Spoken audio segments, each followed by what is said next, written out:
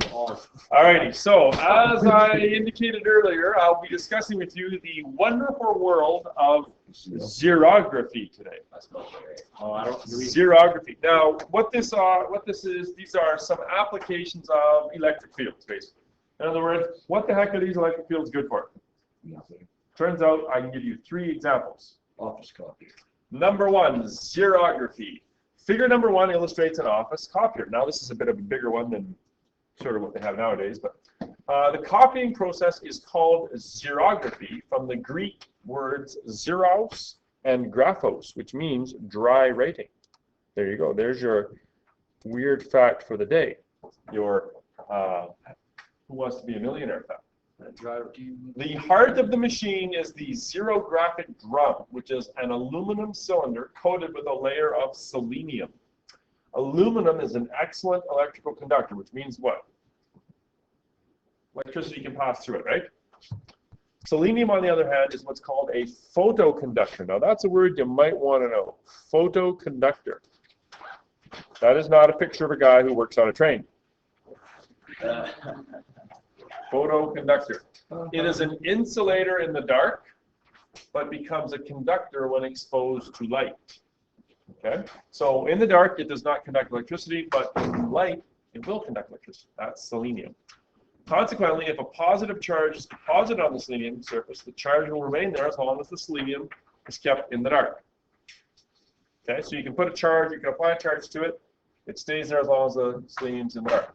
If the drum is exposed to light, however, electrons from the aluminum pass through the conducting selenium and neutralize the positive charge. The photoconductive property of selenium lies at the core of the xerographic process. Who thinks of this stuff? Someone smart. Obviously, right? Like, that's pretty ingenious. And how long have photocopier's been around, do you think? Since I was a kid. Probably like the late 60s kind of thing, early 70s? They're going out of technology. Figure 2 illustrates the 5 steps of the process. First, an electrode called a corotron gives the entire selenium surface a positive charge in the dark. Okay, so selenium surface has a charge. Secondly, a series of lenses and mirrors focuses an image of a document onto the revolving drum. The dark and light areas of the document produce corresponding areas on the drum. The dark areas retain their charge, while the light areas become conductive and lose their positive charge, ending up neutralized. And once you see the picture for this, it will make more sense to you. Thus, a positive charge image of the document remains on the selenium surface. In the third step, special dry black powder called the toner, which you may have seen in the big plastic jugs, like where you got to feed the photocopier full of toner, is given a negative charge and then spread onto the drum, where it adheres selectively to the positively charged area. The fourth step involves transferring the toner onto a blank piece of paper. However, the attraction of the positive charge image holds the toner to the drum.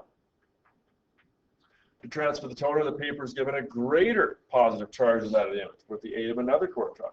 Lastly, the paper and the adhering toner pass through heated pressure rollers, and as a result of the heat, the toner melts into the fibers of the paper, produces the finished copy. So a better description of that is probably right at the bottom there of the page. Why is there a stop sign? Okay, because that tells me I'm supposed to stop my recording in the old days before I had more power. So you see here, here's the corotron right here, this bar, right? And this is the, what do they call the Yeah, it looks like a mustache. what do they call the drum? What do they call that? Where is it? Well, the corotron is the charger. Anyways, okay. Here it is here. Is that RH walking in? Yeah. Okay, so here's the selenium-coated drum. So the corotron gives the drum a positive charge everywhere, okay? Which you can see by all of these little positive charges right here. Then, let's say I want to photocopy your big number 3. Okay, so I put my big number 3 on the glass, right? You know how when you photocopy, you get that really bright light? Okay, so the light shines through the paper, right? Well, the light goes through where there's no big number 3, but where there's a big number 3, guess what? No light goes through. Okay, it's very condensed. So as that is, the drum rotates. So what do you end up with on the drum? See what's right here? What do you end up with? You get a number 3, but can you see that number 3?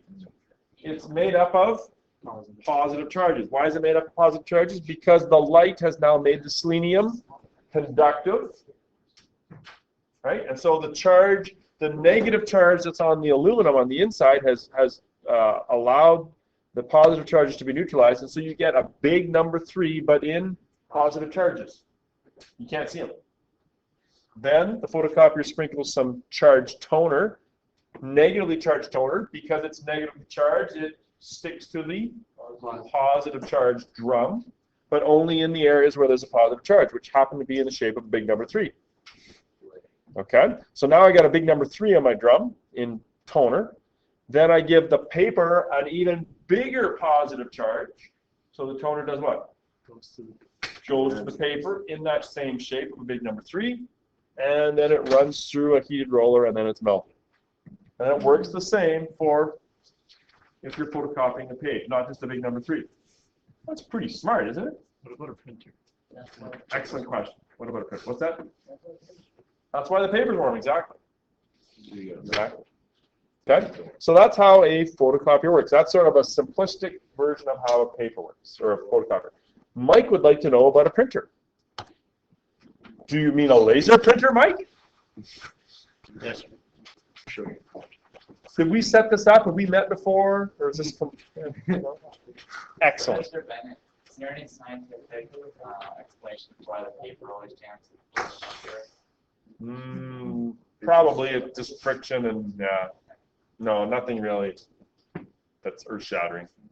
Okay, so let's talk about laser printers. Some of you might even have a laser printer now. A laser printer is used with computers to provide high-quality copies of text and graphics. Remind me to tell you the story of the laser printer at the U of M when I was there at the university. I'll tell you the story right away. The laser printer is very similar in operation to the xerographic machine, except the information to be reproduced is not on paper. Instead, the information originates in the computer's memory and is transferred to the printer through an electrical cable. Laser light is used to copy the information onto the selenium aluminum drum. A laser beam focused to a fine point, Devin and Cardi, is scanned rapidly from side to side across the rotating drum, as figure 3 indicates. While the light remains on, the positive charge on the drum is neutralized. As the laser beam moves, the computer turns the beam off at the right moments during each scan to produce the desired positive charge image, which is the letter A in the picture. So in other words, the laser printer works exactly the same as a photocopier, except instead of that bright light thing, okay, instead of that bright light thing, what it's doing is it's using a laser to make the drum has the same positive charge, right? The light comes on and it turns on and off at the right moments. So you get a big positive charge A in there, then they throw the toner on, and it's all sort of the same thing. Okay, so pretty much the same idea.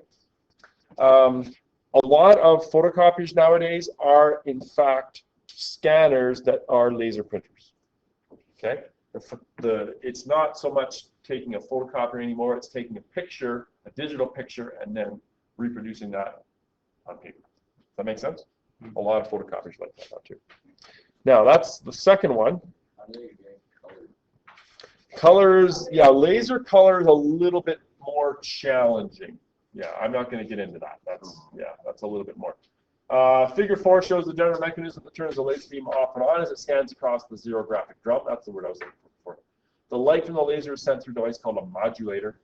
The modulator also receives the information to be printed from the computer and accordingly either allows the light to pass or blocks it. Thus, the laser output beams and modulators turn off and on at rates often exceeding 1 million times per second.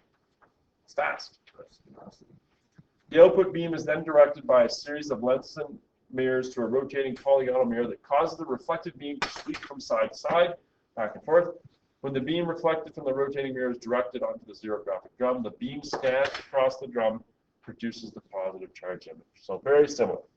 Now, many of you have inkjet printers at home. Anyone? Inkjet printer at home? I got one at home.